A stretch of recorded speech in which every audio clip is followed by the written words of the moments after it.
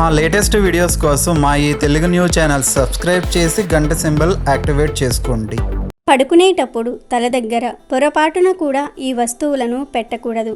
రాత్రిపూట పడుకునేటప్పుడు అయినా లేదా పగటిపూట పడుకునేటప్పుడు అయినా అస్సలు తల దగ్గర ఈ వస్తువులు ఉంచకూడదు. ఈ వస్తువులను తల దగ్గర పెట్టుకుని పడుకుంటే ఖచ్చితంగా మీరు కష్టాల పాలవుతారు. లక్ష్మీ కటాక్షం తగ్గిపోతుందని సిద్ధశాస్త్రం చెప్తోంది. అంతేకాదు మంచి నిద్ర కూడా పట్టదు. తల దగ్గర ఈ వస్తువులు పెట్టి నిద్రిస్తే చెడు కలలు వస్తాయి. మీ ఒంట్లోకి దుష్ట శక్తులు అంటే నెగిటివ్ ఎనర్జీ ప్రవేశిస్తుంది. ప్రతి మనిషికి కూడా నిద్ర అనేది చాలా అవసరం. కష్టమైన సుఖమైన మన జీవితాలకు నిద్ర ఓ విరామ చిహ్నం. సర్వం మర్చిపోయే ఓ స్వల్పకాల మరణం.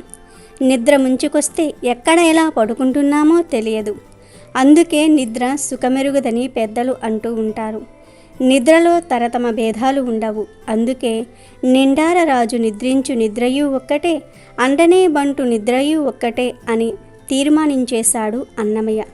ఆహారం లేకుండా మనిషి నెల రోజులకు పైగా బ్రతికిన సందర్భాలు ఉన్నాయి. కానీ నిద్ర లేకుండా 11 రోజులకు మించి బట్ట కట్టిన దాఖలాలు నమోదు కాలేదు. నిద్రపోతున్నప్పుడు జరిగే జీవక్రియలన్నీ శరీరాన్ని దృఢంగా ఆరోగ్యంగా తీర్చిదిద్దే ప్రయత్నం చేస్తాయి. నిద్రపోతున్నప్పుడు రోగ నిరోధక శక్తి, కండరాలు, నాడీ వ్యవస్థ అన్నీ బలపడతాయి.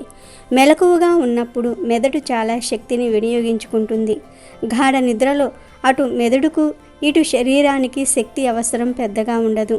ఫలితంగా కణ విభజనకు ఉపయోగపడే గ్రోత్ హార్మోన్లు, వాటికి శక్తిని అందించే రసాయనాలు అధికంగా ఉత్పత్తి అవుతాయి. నిద్రలో మెదడు విశ్రాంతి తీసుకోవటం వల్ల లేచిన తర్వాత ఆలోచన, విశ్లేషణ, భావోద్వేగాలు లాంటి మానసిక చర్యలన్నీ మళ్ళీ యథావిధిగా చురుగ్గా సాగే అవకాశం ఉంటుంది. అంతేకాదు నిద్రలో మన జీర్ణ వ్యవస్థ కూడా నిదానంగా పనిచేస్తుంది. ఇన్సులిన్ నియంత్రణలో ఉంటుంది. గుండె పనితీరు మెరుగుపడుతుంది. ఒక్క మాటలో చెప్పాలంటే నిద్ర జీవితానికి సరికొత్త ఉత్తేజాన్ని అందిస్తుంది. నిద్ర మనిషికి చాలా అవసరం. నిద్రపోతున్న సమయంలోనే మనిషి శరీరం పునరుత్తేజం అవుతుంది. ప్రస్తుత ఆధునిక కాలంలో మనిషికి నిద్ర కరువైపోతోంది. మంచి గాఢమైన నిద్ర దొరకటం అరుదైపోతోంది. తగినంతగా నిద్రపోకపోతే ఏకాగ్రత కోల్పోవటం, భావోద్వేగానికి లోనవటం జరుగుతుంది. మరింత చిరాకు, ఒత్తిడి, కోపం, విచారం, మానసిక అలసట ఉండే అవకాశం ఉంది. నిద్ర చాలా అవసరం. అయితే చాలామందికి ఈ రోజుల్లో సరిగ్గా నిద్ర పట్టడం లేదు. దానికి కారణం ఈ వస్తువులను తల దగ్గర పెట్టుకుని పడుకోవటమే అని నిపుణులు చెప్తూ ఉన్నారు. అంతేకాదు పడుకునేటప్పుడు ఈ వస్తువులను తల దగ్గర పెట్టుకుంటే ఖచ్చితంగా కష్టాలు వస్తాయని శాస్త్రాలు కూడా చెప్తూ ఉన్నాయి. మరి ఇంతకీ పడుకునేటప్పుడు తల దగ్గర పెట్టకూడని ఆ వస్తువులు ఏమిటో ఇప్పుడు మనం ఈ వీడియోలో వివరంగా తెలుసుకుందాం. ఫ్రెండ్స్, ఫస్ట్ అయితే ఈ వీడియోకి ఒక లైక్ కొట్టండి. అలాగే మా ఛానల్ని కూడా సబ్స్క్రైబ్ చేసుకొని మాకు సపోర్ట్ చేయండి. ఇక వీడియోలోకి వస్తే, రాత్రి కావచ్చు, పగలు కావచ్చు, మీరు ఎప్పుడు పడుకున్నా సరే మీ తల దగ్గర పొరపాటున కూడా వార్తాపత్రికలు, పుస్తకాలు, మ్యాగజైన్లు వంటి వాటిని పెట్టుకోకూడదు. చాలామందికి పడుకునే ముందు పుస్తకాలు, న్యూస్ పేపర్స్ చదివే అలవాటు ఉంటుంది. కాబట్టి వారు చదివిన తర్వాత వాటిని తల దగ్గర పెట్టి పడుకుంటూ ఉంటారు. కానీ అలా చేయకూడదు. వాటిని వేరే ఎక్కడైనా సరే పెట్టి పడుకోవాలి. వీటిని తల దగ్గర పెట్టి పడుకుంటే ప్రతికూల ఫలితాలు వస్తాయి. జీవితంలో అన్ని కష్టాలే ఎదురవుతాయి. అలాగే నూనె డబ్బాలను కూడా ఎప్పుడూ తల దగ్గర పెట్టుకుని పడుకోకూడదు. అలా పడుకుంటే జీవితంలో ఆర్థిక సమస్యలు తలెత్తుతాయి. ధనం నీళ్లలాగా ఖర్చయిపోతుంది. పడుకునేటప్పుడు తల దగ్గర బూట్లు, చెప్పులు లేకుండా చూసుకోవాలి.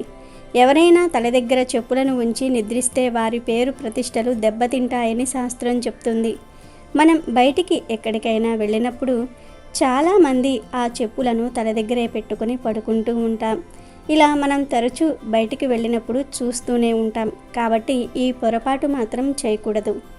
చాలామంది రాత్రి పడుకునే ముందు దిండు కింద పర్సు పెట్టుకుని పడుకుంటూ ఉంటారు. కానీ అలా అస్సలు చేయకూడదు.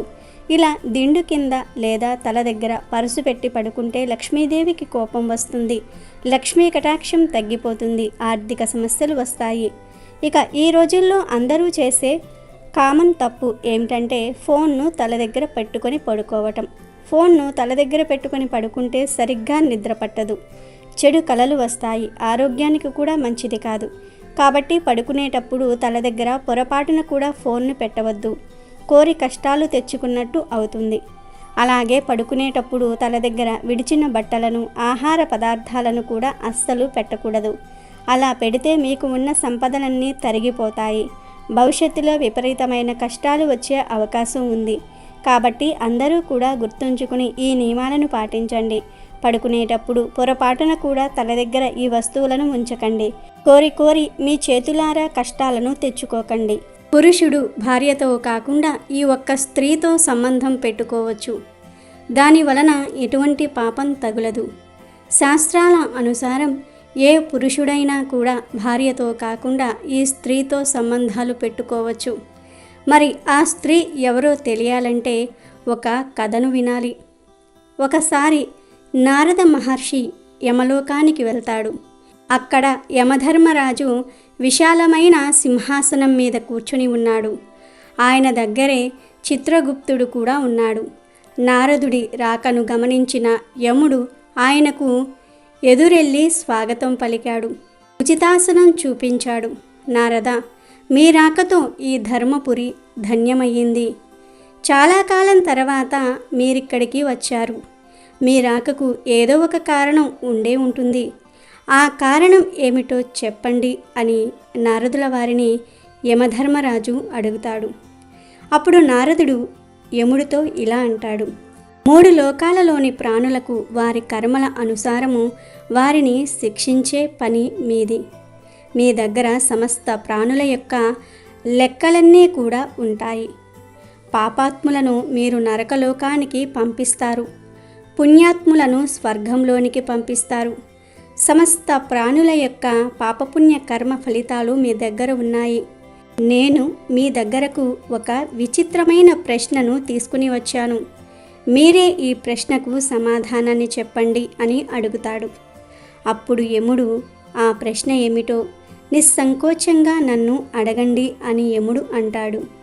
అప్పుడు నారదుడు, యమరాజా, ఒక పురుషుడు వివాహం చేసుకున్న భార్య ఒక్కదానితోనే సంబంధాలు పెట్టుకోవాలా, లేదా వేరే స్త్రీలతో కూడా సంబంధాలు పెట్టుకోవచ్చా? ఎందుకంటే ఈ రోజుల్లో చాలామంది భార్య ఉన్నా కూడా పరస్త్రీలతో అక్రమ సంబంధాలు పెట్టుకుంటున్నారు. ఇది పాపం కదా.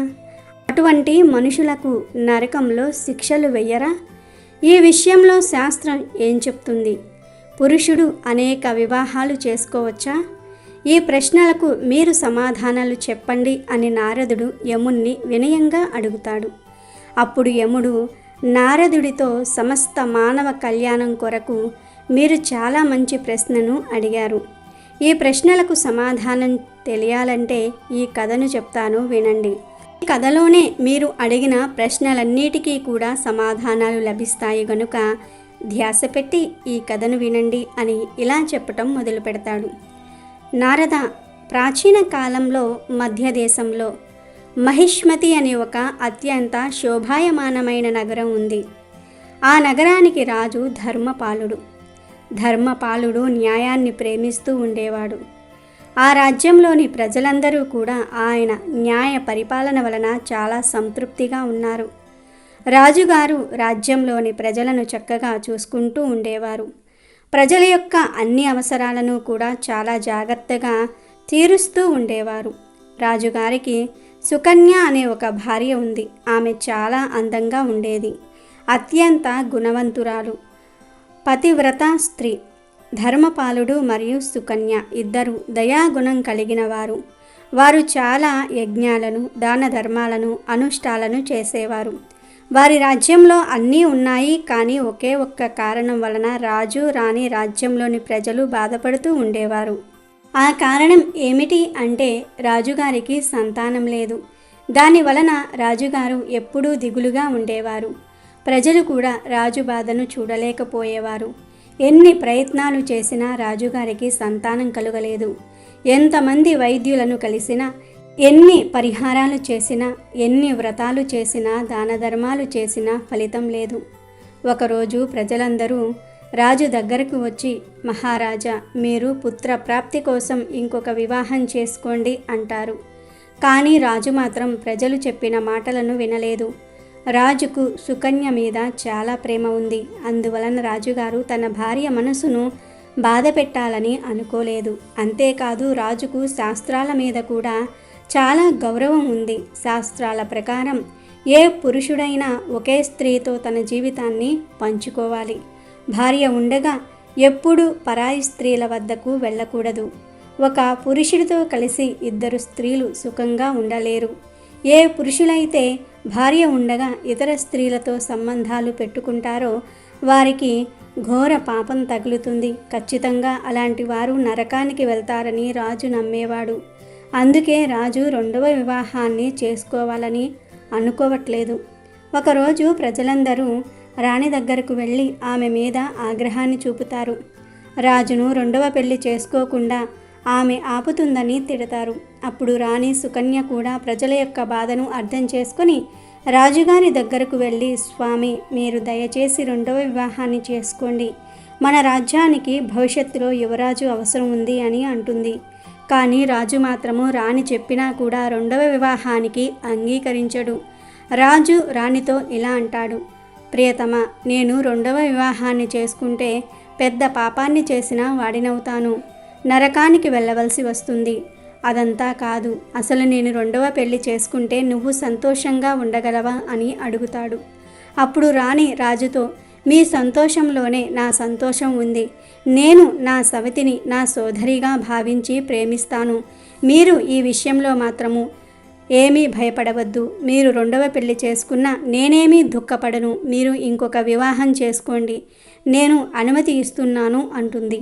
అప్పుడు మహారాజు గారు, దేవి, ఈ పాపాల నుండి నన్ను ఎవరు కాపాడుతారు? ఒక స్త్రీ ఉండగా ఇంకొక స్త్రీతో సంబంధం పెట్టుకోవటం వలన నాకు అంటే పాపం నుండి నన్ను ఎవరు రక్షిస్తారు? ఆ పాపానికి ముక్తే లేదు. నేను అటువంటి ఘోరమైన తప్పు చేయాలని అనుకోవటం లేదు అని చెప్తాడు. ఈ సంభాషణను అంతా కూడా రాజుగారి పితృదేవతలు వింటూ ఉంటారు. వారు వారి పుత్రుడు చేసే ఈ పనులకు ఎంతో బాధపడతారు. మహారాజుకు సంతానం కలగకపోతే కుల వినాశనం జరుగుతుంది అని బాధపడుతూ ఉంటారు. ఒకసారి పూర్వీకులందరూ కూడా మహారాజు గారి కలలోనికి వచ్చి మహారాజుతో ఇలా అంటారు, బాబు, మీ కారణంగా మాకు దుర్గతి పడుతుంది, మన కుల వినాశనం జరుగుతుంది అని అంటారు. ఆ మాటలు విన్న మహారాజు, నేను అలాంటి ఏ పాపం చేశానని మీరు ఎందుకు ఇంత బాధపడుతున్నారు? నాకు కారణం తెలిస్తే మీ దుఃఖాన్ని తొలగించే ప్రయత్నం చేస్తాను, చెప్పండి అని పూర్వీకులను అడుగుతాడు. అప్పుడు రాజుగారి పూర్వీకులు ఇలా అంటారు, మా దుఃఖానికి ఒకే ఒక్క కారణం ఉంది. మన వంశంలో ఆఖరి మగపిల్లవాడివి నీవు. నీకు మగ సంతానం కలుక్కపోతే మన వంశం ఇక్కడితో అంతరించిపోతుంది. తర్వాత మనకు పిండం పెట్టేవారు కూడా ఉండరు. నీతో పాటు మేము కూడా నరకానికి వెళ్ళవలసి వస్తుంది. అందువలన నీవు ఇంకొక వివాహం చేసుకో, ఒక కొడుకును సంతానంగా పొందు. అతి శీఘ్రంగా నీవు పుత్ర ప్రాప్తి కోసం ఏదో ఒకటి చెయ్యి అని చెప్తారు. కానీ పితృదేవతలు చెప్పిన తర్వాత కూడా రాజు రెండవ వివాహం చేసుకోవడానికి ఒప్పుకోలేదు. ఇక చేసేదేమీ లేక పితృదేవతలందరూ కూడా కలిసి యమధర్మరాజు దగ్గరకు దుఃఖంతో వెళ్ళి, యమధర్మరాజా, మీరే మా వంశాన్ని రక్షించాలి. మా పుత్రుడికి సంతానం లేదు. సంతానం లేకపోతే మా కుల నాశనం జరుగుతుంది. కనుక మీరు వెళ్ళి మా పుత్రుణ్ణి రెండవ వివాహం చేసుకోమని ఆజ్ఞ ఇవ్వండి అని అడుగుతారు. అప్పుడు యమధర్మరాజు వారితో, మీరేమీ బాధపడకండి, నేను వెంటనే మీ పుత్రుడి దగ్గరకు వెళ్ళి సంతానం కలిగేలాగా ప్రేరేపిస్తాను అని చెప్పి యమధర్మరాజు ఒక సాధువు రూపంలో రాజుగారి దగ్గరకు వెళ్తాడు. ఆ సాధువును రాగానే ధర్మపాలుడు సంతోషంగా ఆయనను ఆహ్వానించి సత్కార్యాలు చేస్తాడు. తర్వాత రాజుగారు సాధువును ఇలా అడుగుతాడు, మహాత్మా, మీరు ఎవరు? ఎందుకు అసలు మా రాజ్యానికి వచ్చారు? మీ ముఖం చాలా తేజోవంతంగా ఉంది. మీరు పెద్ద తపస్విలాగా కనిపిస్తూ ఉన్నారు అని అడుగుతాడు. అప్పుడు ఆ సాధువు రాజుతో ఇలా అంటాడు, నేను యమధర్మరాజును. మీ పూర్వీకులు ప్రార్థన చేయటం వలన స్వయంగా నేనే నీ దగ్గరకు వచ్చాను. నువ్వు నీ పూర్వీకులకు కోపాన్ని తెప్పిస్తున్నావు. దాని వలన నీ సామ్రాజ్యమంతా కూడా నశించిపోతుంది. పుత్రుడే లేకపోతే నువ్వు దుర్గతి పాలవుతావు, నీకు మోక్ష ప్రాప్తి కలుగదు. మోక్షం కలగాలంటే తప్పక పుత్ర సంతానం ఉండాలి అంటాడు. అప్పుడు రాజుగారు యమధర్మరాజుతో, ధర్మరాజా, నాకు వివాహం జరిగిపోయింది, నాకొక భార్య ఉంది, సంతానం కోసం ఇంకొక వివాహం చేసుకుంటే నాకు పాపం తగులుతుంది. దానికన్నా నేను ఎలాంటి పుత్రులు లేకుండా జీవితాన్ని గడిపితేనే మంచిది అని అంటాడు. దానికి యమధర్మరాజు, రాజా, నీ ధర్మ పాలనను, నీ నిష్టను నేను మెచ్చుకుంటున్నాను.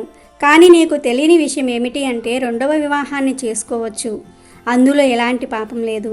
ఎవరి భార్య అయితే భర్త ఇంకొక వివాహం చేసుకోవడానికి అనుమతిని ఇస్తుందో అటువంటి వారు తప్పక వివాహం చేసుకోవచ్చు, అందులో ఎలాంటి తప్పు లేదు. భార్య వలన సంతానం కలగకపోతే భార్య అనుమతి తీసుకొని రెండవ వివాహం చేసుకోవచ్చు అని చెప్తాడు. సాక్షాత్తు యమధర్మరాజు ఇలా చెప్పటంతో రాజు వెంటనే ఆయనకు ధన్యవాదాలు చెప్తాడు. ఇక యముడు అక్కడి నుండి అంతర్ధానమవుతాడు. తర్వాత ధర్మపాలుడు తన భార్య దగ్గరకు వెళ్ళి రెండవ వివాహం కోసం అనుమతి కోరతాడు. సుకన్య అనుమతి ఇచ్చేస్తుంది. దాంతో రాజుగారు ఇంకొక స్త్రీని వివాహం చేసుకుంటారు. ఆమె ద్వారా చక్కటి పుత్రుడికి రాజుగారు జన్మనిస్తారు. పితృదేవతలు ఇదంతా చూసి ఎంతో సంతోషిస్తారు. యమధర్మరాజుకు ధన్యవాదాలు తెలిపారు. కాబట్టి నారద, పరస్త్రీలతో సంబంధాలు ఎప్పుడూ పెట్టుకోకూడదు. భార్య అనుమతి తీసుకొని ఇంకొక పెళ్లి చేసుకోవచ్చు, పెళ్లి చేసుకోకుండా మాత్రం సంబంధాలు పెట్టుకోకూడదు. భార్య ఉన్నా కూడా ఆ భార్య అంగీకరిస్తే ఇంకొక స్త్రీని వివాహం చేసుకొని సంబంధాలు పెట్టుకోవచ్చు. అలా చేస్తే ఎటువంటి పాపం తగులదు. అలా కాకుండా భార్య అనుమతి లేకుండా అక్రమంగా వేరే స్త్రీతో సంబంధాలు పెట్టుకుంటే ఖచ్చితంగా నరకంలో పడతారు అని యముడు నారదుల వారికి వివరిస్తాడు. అమెజాన్లో బెస్ట్ డిస్కౌంట్స్ కోసం వీడియో డిస్క్రిప్షన్లో లింకు ఉంది, చూడండి. అలాగే మా టెలిగ్రామ్ ఛానల్ సబ్స్క్రైబ్ చేసుకోండి.